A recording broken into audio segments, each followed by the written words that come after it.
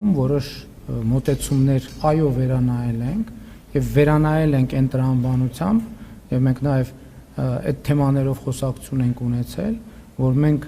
այնուամենայնիվ պետական որոշակի ատրիբուտներ կա, որ մենք պարտավոր ենք պահել եւ այդ ատրիբուտները պահելը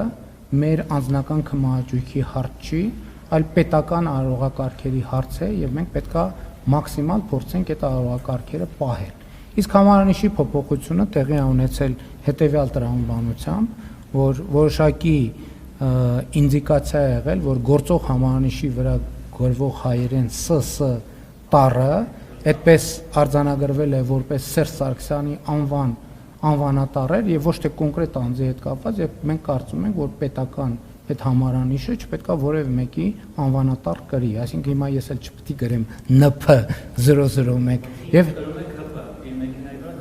դա չէ, գիտեք, դա իր անձնական ընտրության հարց է, այս դեպքում պետական ընտրության հարց է եւ պետական ընտրությունը կարծում եմ արվել է հենց այդ տրամաբանությամբ եւ արվել է էլի իմ նշած տրամաբանությամբ, որպեսզի արարողակարգային նրբությունները ճշգրտորեն պահպանվեն։ Եվ մենք կարծում ենք, որ այո, այնուամենայնիվ ինչքան էլ մենք ոչ ֆորմալ մոտեցումների կողմնակից լինենք, այդ ոչ ֆորմալ մոտեցումները չեն նշանակում պետական արարողակարգային տրամաբանությունները զրոյացնել եւ մենք կարծում ենք, որ պետք է զուգահեռ լինեն այդ երկուսը, այն էլ լինի, ես շատ դեպքերում ոչ ֆորմալ եմ